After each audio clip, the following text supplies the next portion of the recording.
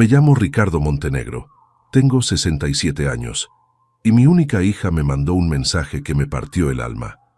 Papá, no esperes que te cuide cuando seas viejo, yo tengo mi vida.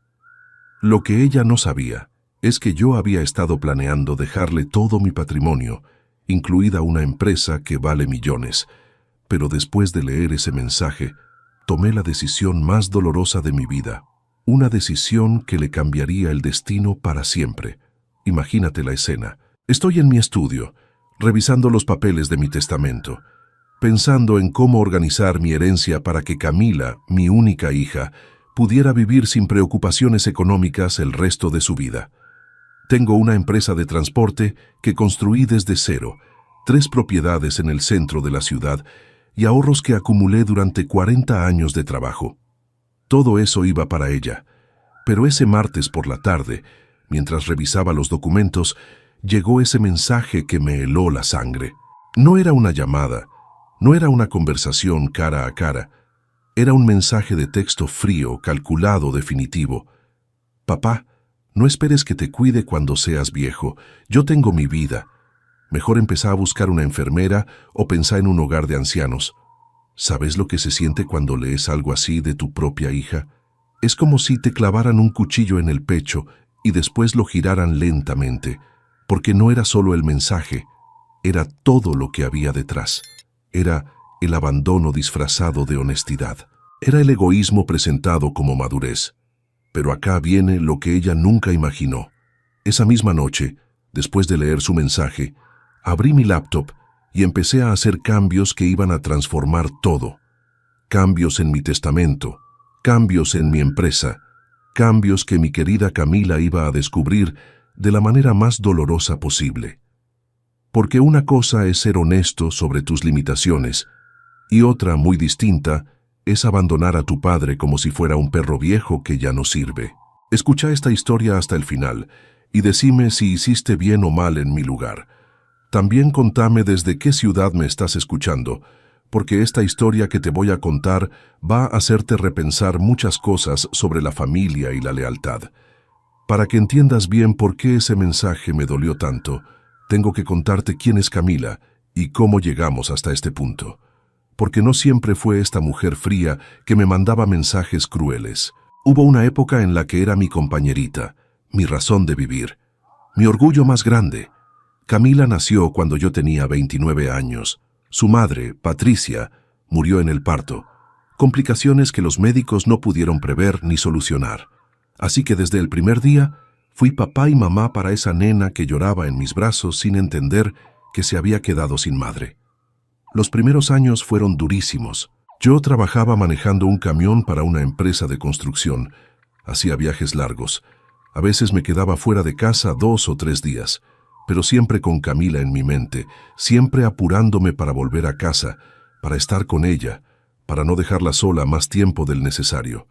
Conseguí una señora del barrio, doña Elena, que la cuidaba cuando yo no estaba, pero cada peso extra que ganaba era para Camila. Juguetes, ropa linda, todo lo que una nena necesita para crecer feliz. Nunca le faltó nada, aunque a mí me sobrara poco. Cuando Camila cumplió 6 años, tomé la decisión más importante de mi vida. No podía seguir siendo empleado toda la vida si quería darle un futuro seguro. Con los ahorros que había juntado y un préstamo que me costó conseguir, compré mi primer camión. Un Volvo usado pero en buen estado. Empecé a trabajar de forma independiente, haciendo fletes para empresas constructoras. Camila iba conmigo algunos fines de semana, se sentaba en el asiento del copiloto y me acompañaba en viajes cortos. Papá, cuando sea grande voy a manejar camiones como vos, me decía. Y yo me derretía de amor. Los primeros años como empresario fueron complicados. Competencia dura, clientes que no pagaban, gastos que no había calculado bien. Pero de a poco, con trabajo honesto y cumpliendo siempre con los plazos, empecé a ganarme una reputación. Los clientes me recomendaban, empezaron a llegar más trabajos, tuve que comprar un segundo camión. Cuando Camila entró en la adolescencia, mi empresa ya era una realidad sólida. Tenía 5 camiones, una oficina pequeña pero propia, y empleados que dependían de mí. Todo eso lo hice pensando en ella, en el futuro que quería construirle. Papá, me decía Camila cuando tenía 15 años, mis amigas dicen que sos el papá más trabajador que conocen, y yo me sentía el hombre más orgulloso del mundo, porque trabajaba 12, 14 horas por día, pero todo valía la pena cuando ella me decía esas cosas. Le pagué los mejores estudios, universidad privada, carrera de administración de empresas. Algún día vas a manejar todo esto, le decía señalando la empresa. Todo este sacrificio es para vos. Ella sonreía, me abrazaba, y yo pensaba que tenía a la hija más especial del mundo. Pero las cosas empezaron a cambiar cuando Camila se recibió y empezó a trabajar en una empresa multinacional. De repente, mi negocio de transportes le parecía pequeño, mi forma de manejar las cosas le parecía anticuada, mi estilo de vida le parecía limitado. Papá, tenés que modernizarte, me decía. Tenés que contratar un gerente, delegar responsabilidades, vivir un poco. Pero yo había construido todo eso con mis manos. Conocía cada detalle de la empresa. No era tan fácil delegar cuando habías empezado desde abajo. A los 25 años, Camila se casó con Bruno, un ingeniero que trabajaba en la misma empresa que ella. La boda fue hermosa, gasté una fortuna, pero ver a mi hija feliz no tenía precio. Pensé que ahora iba a tener una familia completa, que Bruno iba a ser el hijo que nunca tuve. Al principio todo parecía perfecto. Venían a cenar los domingos, Camila me contaba de su trabajo, de sus proyectos, pero de a poco empecé a notar cambios. Las visitas se espaciaron, las llamadas se hicieron más cortas, las conversaciones más superficiales. Cuando nació mi nieto, Tomás, pensé que todo iba a volver a ser como antes. Me convertí en abuelo a los 58 años y creí que ese bebé iba a unir nuevamente a la familia. Pero me equivoqué. Camila y Bruno estaban tan ocupados con sus carreras profesionales que apenas tenían tiempo para el bebé, y mucho menos para mí. Papá, estamos súper complicados, era la excusa constante. El trabajo nos tiene agotados, Tomás nos demanda mucho tiempo, ya te vamos a llamar. Pero las llamadas nunca llegaban, las visitas se convirtieron en obligaciones, y yo empecé a sentirme como un extraño en la vida de mi propia hija. El abandono empezó de manera sutil, como esas enfermedades silenciosas que van avanzando sin que te des cuenta, hasta que un día te das cuenta de que ya es demasiado tarde. Después de que Camila se casó y tuvo a Tomás, las cosas empezaron a cambiar de una manera que al principio no quise reconocer. Las visitas dominicales, que habían sido sagradas durante años, empezaron a cancelarse con frecuencia. Papá, hoy no podemos ir, Tomás se resfrió. Papá, Bruno tiene que trabajar este domingo. Papá, estamos agotados, necesitamos descansar.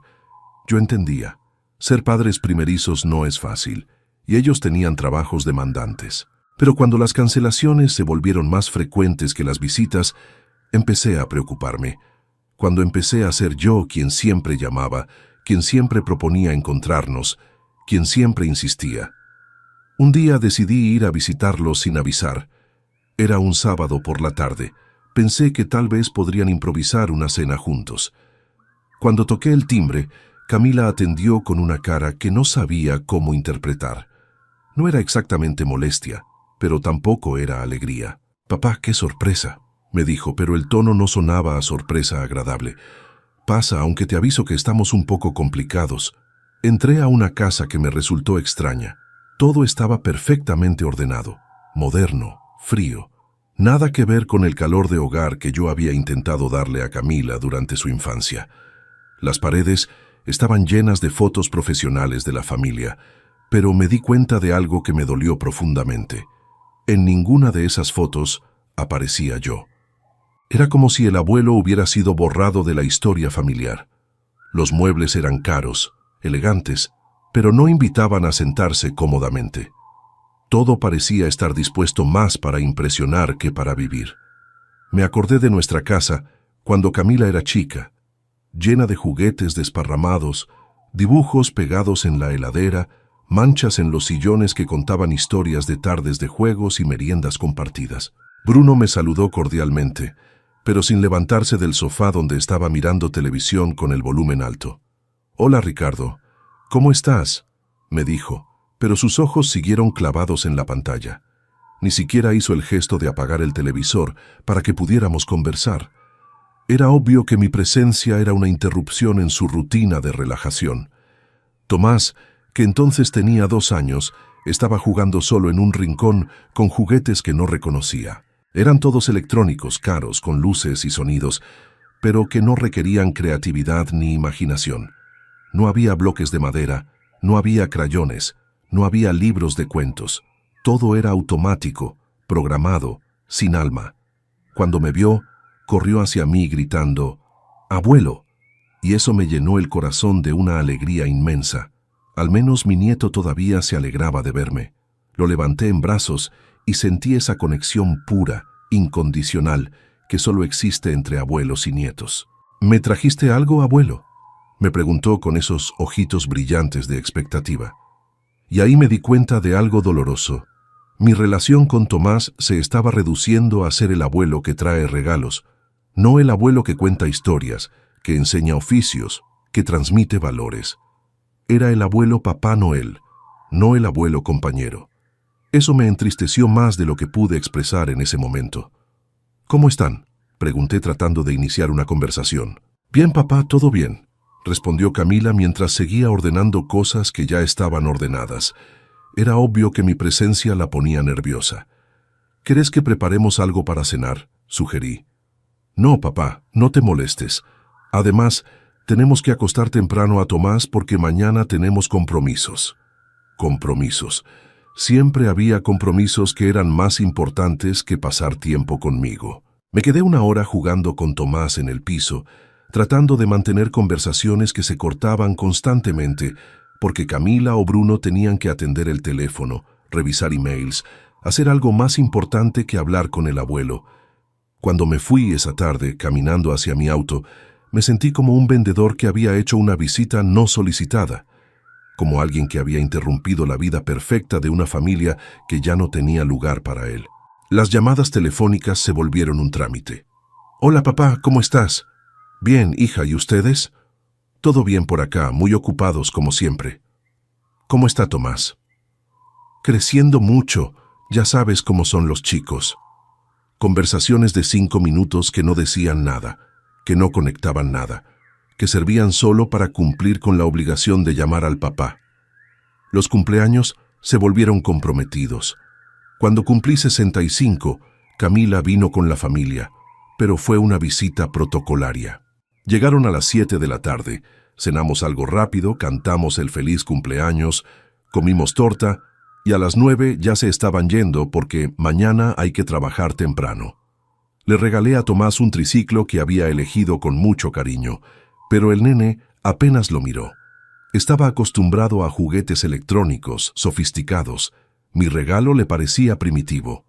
«Está lindo, abuelo», me dijo por educación, pero después siguió jugando con su tablet.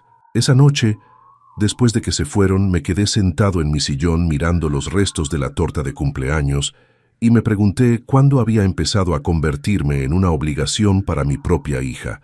El año pasado, cuando tuve un problema de salud menor, una gastritis que me tuvo unos días con dolor, llamé a Camila para contarle. «Papá, tenés que cuidarte más», me dijo. «¿Querés que te recomiende un médico?». No me preguntó si necesitaba que viniera a acompañarme. No se ofreció a ayudarme. Me recomendó un médico como si fuera una gestión administrativa más. Cuando le conté que había ido al médico y que todo estaba bien, su respuesta fue: «Qué bueno, papá. Bueno, te tengo que dejar porque tengo una reunión». Una reunión. Siempre había reuniones, proyectos, compromisos laborales que eran más urgentes que la salud de su padre. Pero el momento que marcó el punto de quiebre fue hace 3 meses. Era el cumpleaños de Tomás. Cumplía 4 años. Yo había preparado una fiesta pequeña en mi casa. Había comprado decoraciones, una torta especial, regalos.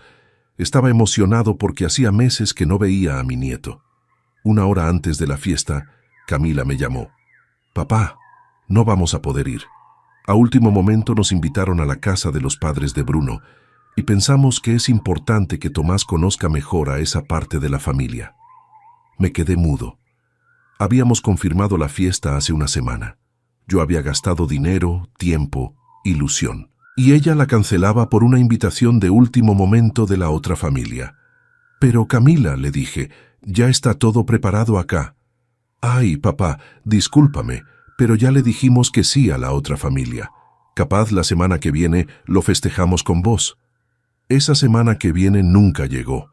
Ese día me quedé solo con una mesa servida para una fiesta que no iba a existir, con una torta que decía «Feliz cumpleaños Tomás», que nadie iba a comer, con regalos que nadie iba a abrir. Y ahí entendí que para mi hija yo ya no era una prioridad. Era una opción, una alternativa, algo que se podía cancelar sin consecuencias. Y así llegamos al mensaje que cambió todo. Hace un mes estaba organizando mis papeles, pensando en actualizar mi testamento. Quería asegurarme de que cuando yo no estuviera, Camila tuviera todo lo necesario para vivir bien, para darle a Tomás las mejores oportunidades.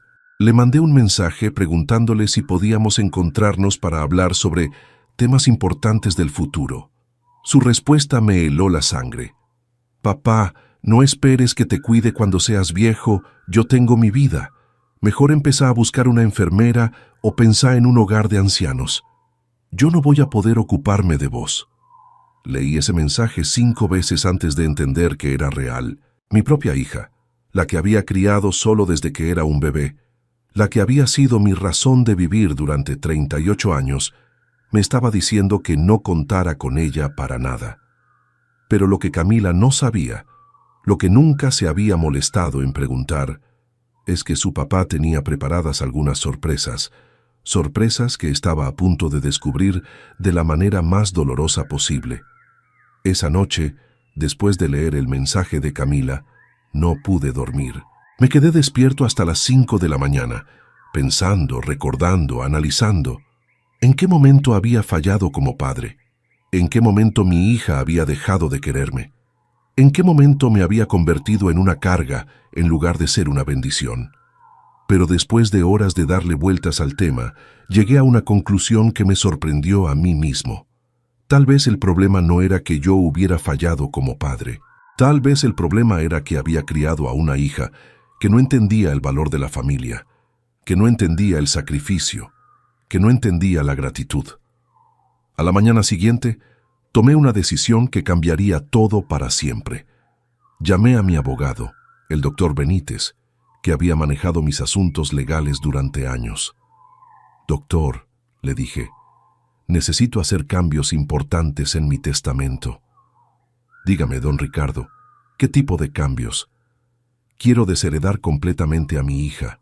Hubo un silencio largo del otro lado del teléfono. El doctor Benítez me conocía desde hacía 15 años. Sabía cuánto amaba a Camila. Sabía que toda mi vida había girado alrededor de ella. «Don Ricardo», me dijo finalmente, «¿está seguro de lo que está diciendo? Esa es una decisión muy drástica». «Doctor, nunca estuve más seguro de algo en mi vida, pero no quiero que sea solo una desheredación, quiero que sea una lección». Le conté todo. El abandono gradual, la falta de respeto, el mensaje cruel. Le expliqué mis planes, lo que quería hacer con mi patrimonio, cómo quería que Camila se enterara de todo. El doctor Benítez me escuchó en silencio. Cuando terminé de hablar, me dijo, «Don Ricardo, entiendo su dolor, pero ¿no cree que está reaccionando de manera muy emocional? Tal vez deberían hablar, aclarar las cosas». «Doctor», le respondí, «durante un año traté de hablar con ella. Durante un año traté de ser parte de su vida. Ella eligió excluirme. Ahora yo elijo excluirla a ella de mi herencia. ¿Puede ayudarme o tengo que buscar otro abogado?» «Lo puedo ayudar», me dijo, «pero quiero que piense bien esto durante una semana. Si después de una semana sigue convencido, hacemos todos los cambios que quiera». Esa semana fue la más larga de mi vida. Todos los días me levantaba preguntándome si estaba haciendo lo correcto. Todos los días esperaba una llamada de Camila, un mensaje, algo que me indicara que tal vez había una posibilidad de reconciliación. Pero la llamada nunca llegó. El mensaje nunca llegó. Camila siguió con su vida como si su padre no existiera, como si el mensaje cruel que me había enviado fuera algo normal, algo que no merecía ni una disculpa ni una explicación. Al final de esa semana, volví a llamar al doctor Benítez. Doctor, sigo convencido. Hagamos todos los cambios. Los cambios que hice en mi testamento fueron más profundos de lo que Camila podía imaginar. No solo la desheredé completamente, sino que tomé decisiones que iban a impactar su vida de maneras que ella nunca había considerado. Primero, decidí que mi empresa iba a ser donada a una fundación que ayuda a emprendedores de bajos recursos. Gente que, como yo hace 40 años, necesita una oportunidad para salir adelante. Gente que entiende el valor del trabajo y del sacrificio. Segundo, mis propiedades iban a ser vendidas y el dinero iba a ir a un fideicomiso para mi nieto Tomás, pero con una condición muy especial. El dinero solo estaría disponible cuando Tomás cumpliera 25 años y únicamente si durante los 5 años anteriores había visitado la tumba de su abuelo al menos una vez por mes. Tercero, mis ahorros iban a ser donados a un hogar de ancianos donde viven personas que, como yo pronto iba a estar, habían sido abandonadas por sus familias. Personas que entendían lo que significaba el olvido, la soledad, la ingratitud, pero lo más importante de todo era cómo Camila se iba a enterar de estas decisiones. No iba a ser cuando yo muriera, iba a ser mucho antes, de una manera que nunca iba a olvidar. Después de firmar todos los papeles del testamento, el doctor Benítez me ayudó a preparar otro documento, una carta legal que le iba a ser entregada a Camila en el momento exacto en que ella más la necesitara. ¿Y cuándo iba a ser ese momento? Cuando ella se diera cuenta de que la vida sin familia puede ser muy solitaria, muy complicada, muy dolorosa. Cuando entendiera que los padres no solo estamos para dar, sino también para acompañar, para sostener, para ser el refugio cuando las tormentas de la vida golpean fuerte, porque había algo que yo sabía y que Camila todavía no había aprendido. La vida tiene la costumbre de enseñarnos lecciones cuando menos lo esperamos. Y mi hija estaba a punto de recibir una lección que le iba a cambiar la perspectiva para siempre. Un mes después de haber hecho todos los cambios legales, empezó a suceder exactamente lo que yo había intuido. La vida le empezó a cobrar a Camila todas las decisiones que había tomado, todas las relaciones que había descuidado, todas las prioridades equivocadas que había tenido. Todo empezó cuando Bruno perdió su trabajo en la multinacional. Después de 8 años en la empresa, lo echaron como parte de una reestructuración. De un día para el otro, se quedaron sin uno de los 2 sueldos que sostenían su estilo de vida caro. Al principio pensaron que iba a ser algo temporal. Bruno era ingeniero, tenía experiencia, seguramente iba a conseguir algo rápido. Pero pasaron las semanas y las respuestas de las empresas eran siempre las mismas. Te vamos a tener en cuenta, ya te vamos a llamar. Por ahora no tenemos posiciones abiertas. Después de 2 meses de búsqueda, se dieron cuenta de que la situación era más grave de lo que habían pensado. Los ahorros se empezaron a agotar, las tarjetas de crédito llegaron al límite, las cuentas empezaron a acumularse. Camila, que nunca había tenido que preocuparse por dinero, de repente se encontró calculando cada gasto, postergando compras, buscando ofertas en el supermercado. El estrés empezó a afectar su relación matrimonial. Las discusiones se hicieron frecuentes, las culpas cruzadas, las reproches. Si no hubieras gastado tanto en ropa, le decía a Bruno, si vos hubieras ahorrado más en lugar de cambiar de auto cada 2 años, le respondía Camila.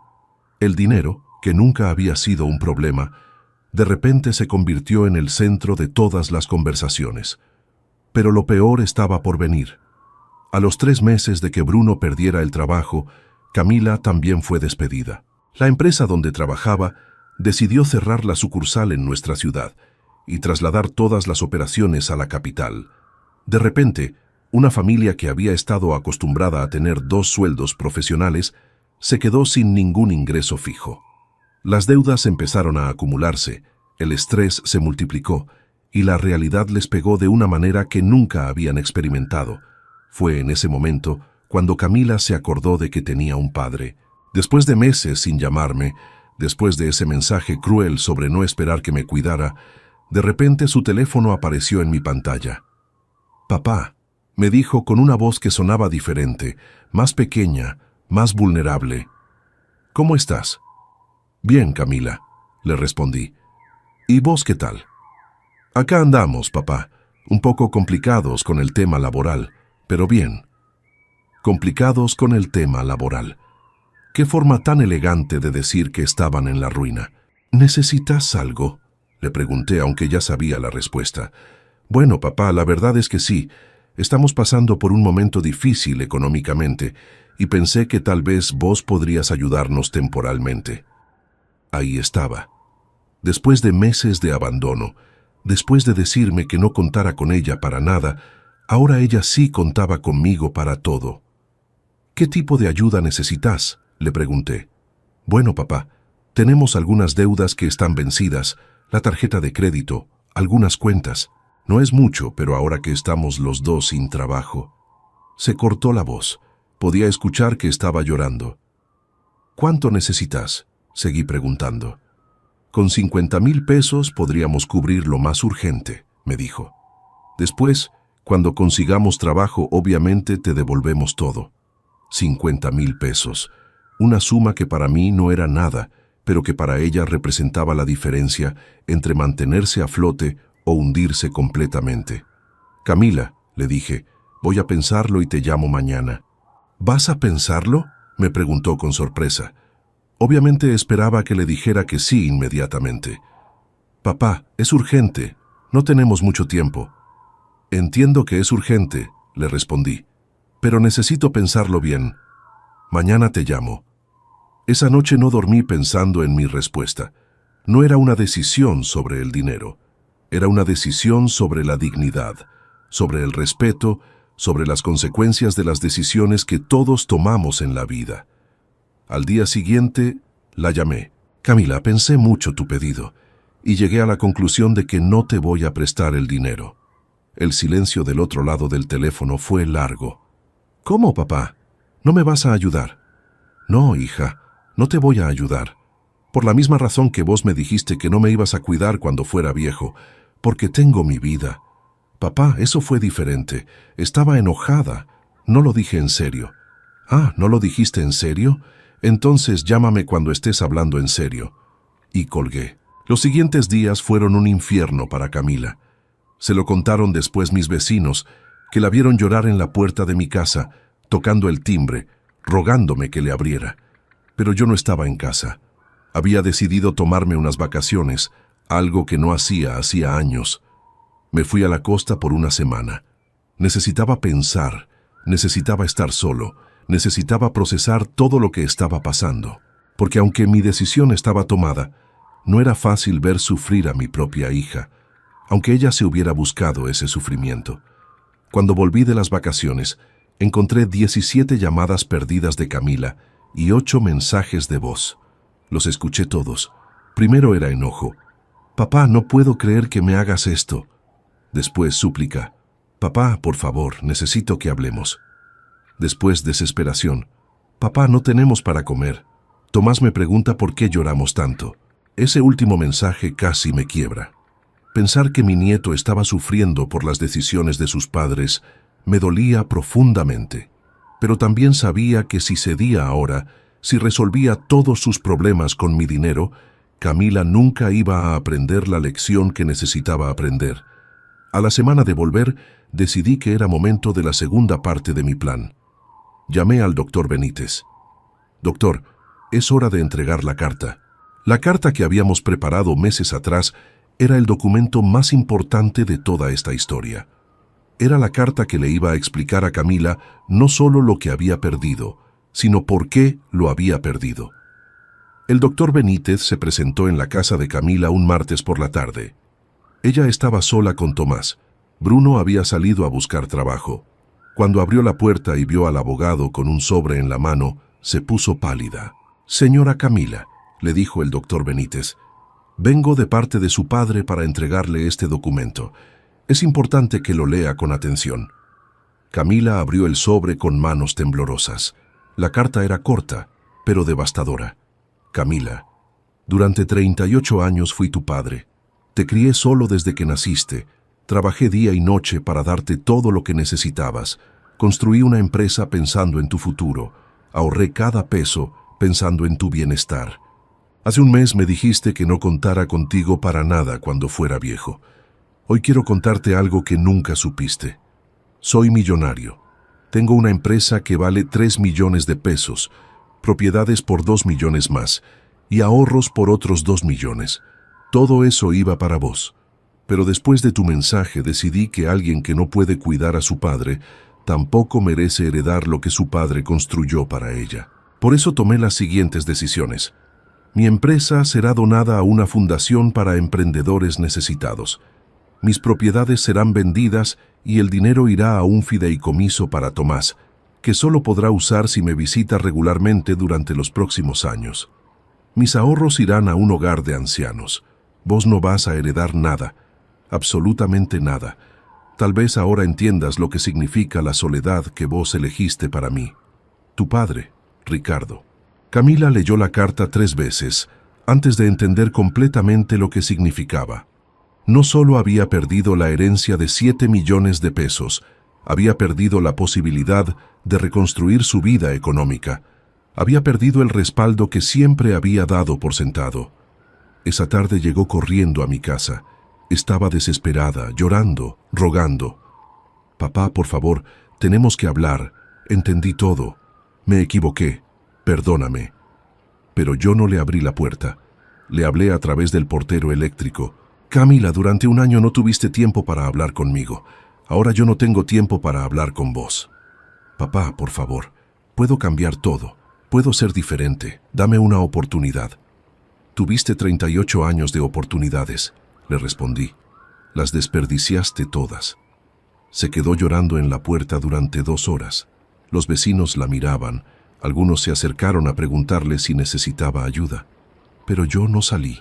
Por primera vez en mi vida, puse mi dignidad por delante de mi amor de padre. Los siguientes meses fueron los más duros para Camila. Sin trabajo, sin ahorros, sin la herencia que había dado por sentada, tuvo que enfrentar una realidad para la que no estaba preparada. Tuvieron que vender el auto, mudarse a un departamento más chico, pedir ayuda a los padres de Bruno. Durante esos meses, yo también pasé por momentos muy difíciles emocionalmente. Aunque estaba convencido de que había tomado la decisión correcta, no era fácil mantener la firmeza cuando sabía que mi hija estaba sufriendo. Los vecinos me contaban detalles que me partían el corazón. Camila llorando mientras hacía las compras, tratando de explicarle a Tomás por qué ya no podían comprar los cereales que le gustaban, buscando ofertas en lugares donde antes nunca había tenido que mirar los precios. Don Raúl, mi vecino de enfrente, me llamó una tarde para contarme: Ricardo, vi a tu hija en el supermercado con una calculadora, sumando todo antes de llegar a la caja. Se veía muy angustiada. Esas imágenes me torturaban. Ver a mi hija, que había crecido sin conocer las limitaciones económicas, ahora teniendo que enfrentar la realidad de contar centavos. Pero lo que más me dolía eran las noches. Me quedaba despierto imaginándome a Tomás, preguntándole a su mamá por qué el abuelo no venía más a visitarlos. Me imaginaba a Camila tratando de explicarle algo que ella misma no terminaba de entender completamente. Una noche no pude más y manejé hasta su nuevo departamento. Era un edificio mucho más modesto que la casa donde vivían antes, en un barrio menos elegante. Me quedé parado en la vereda durante media hora, mirando las ventanas, preguntándome si estarían bien, si Tomás se habría adaptado al cambio, si Camila estaría durmiendo o si también se quedaría despierta como yo. Estuve a punto de subir, de tocar el timbre, de abrazarla y decirle que todo estaba perdonado, pero sabía que si hacía eso, toda la lección se perdería. Sabía que Camila necesitaba tocar fondo para entender realmente lo que había perdido cuando decidió abandonar a su padre. Me volví a casa esa noche con el corazón pesado, pero con la convicción intacta. Pero lo más doloroso para ella no era la situación económica, era entender que había perdido a su padre para siempre. Era darse cuenta de que todas las decisiones tienen consecuencias y que algunas consecuencias son irreversibles. Era enfrentar la soledad que ella misma había elegido para mí pero multiplicada por la culpa y el arrepentimiento. 6 meses después del día en que le entregaron la carta, recibí una llamada inesperada. Era Tomás. Mi nieto había cumplido 5 años y había aprendido a usar el teléfono. «Abuelo», me dijo con esa vocecita que me derretía el corazón, «¿por qué no venís más a casa? Mamá llora mucho y dice que es porque vos estás enojado». Esa llamada me partió el alma.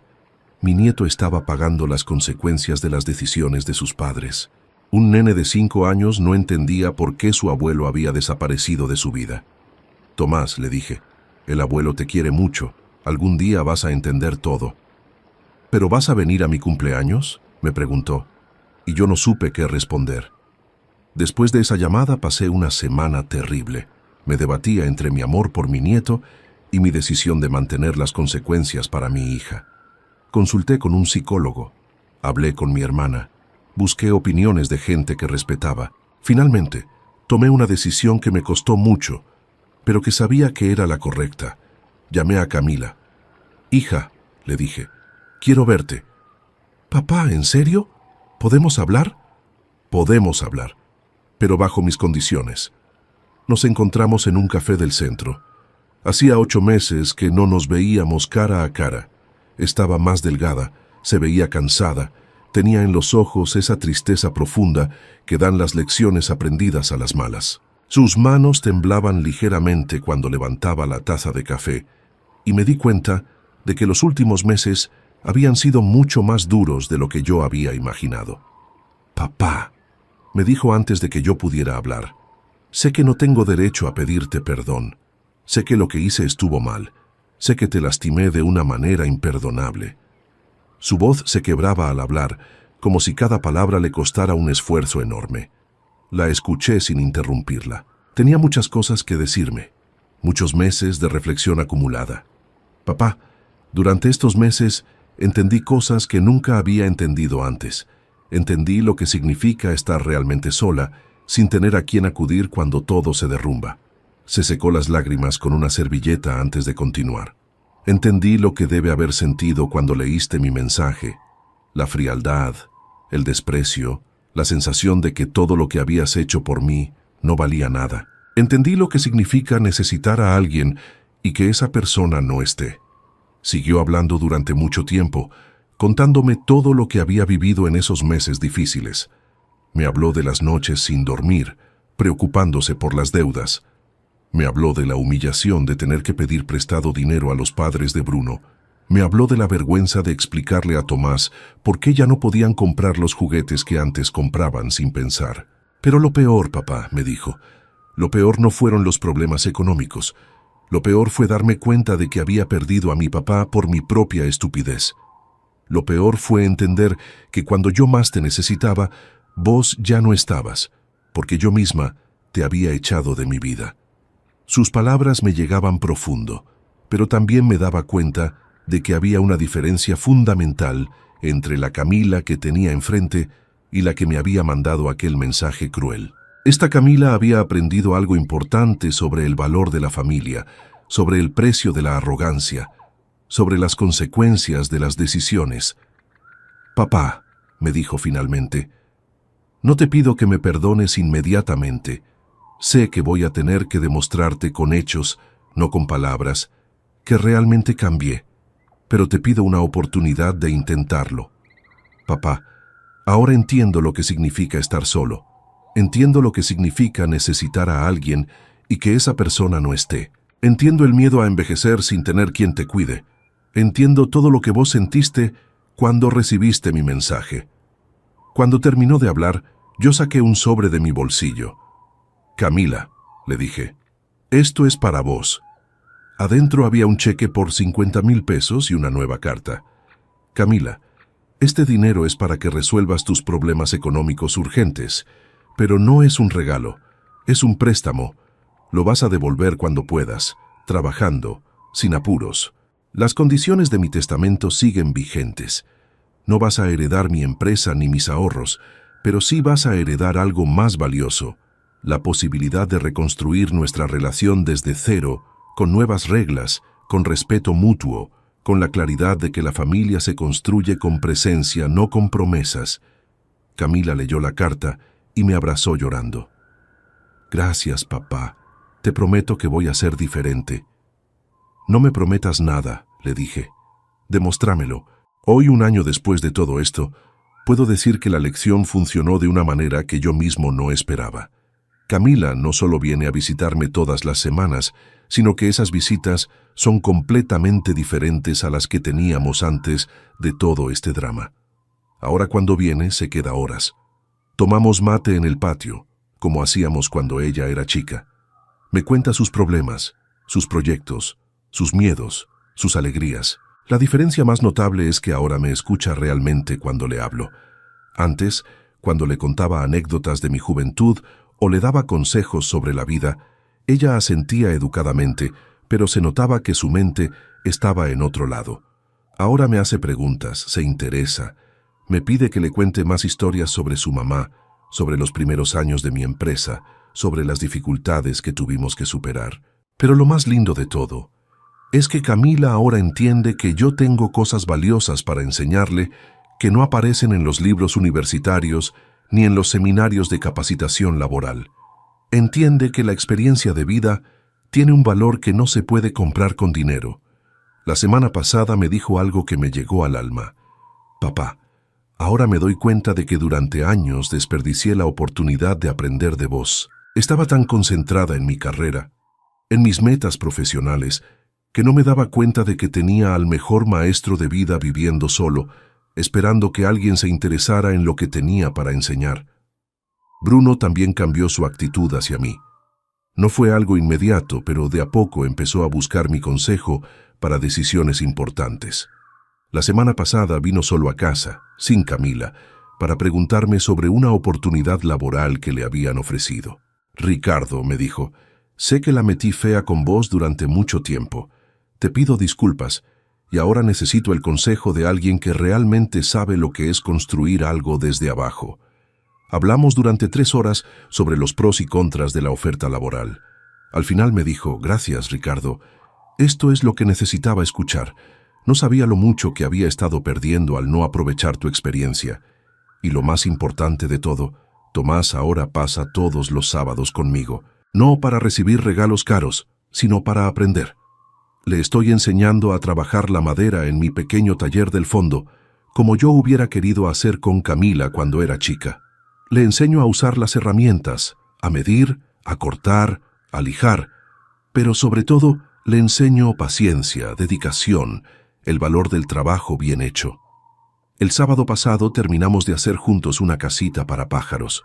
Cuando la terminamos, Tomás me abrazó y me dijo, abuelo, esto es mucho más lindo que los juguetes que me compraban antes, porque lo hicimos nosotros. En ese momento, entendí que todo el dolor de estos últimos años había valido la pena. Camila me cuenta que ahora, cuando Tomás llega a casa después de pasar el día conmigo, no habla de los regalos que recibió o de los lugares a donde fuimos. Habla de lo que aprendió, de lo que hicimos juntos, de las historias que le conté. Papá, me dijo Camila, Tomás ahora habla más de vos que de cualquier otra cosa. Le encanta venir acá porque dice que acá aprende cosas importantes. Las condiciones de mi testamento siguen vigentes y Camila lo acepta completamente.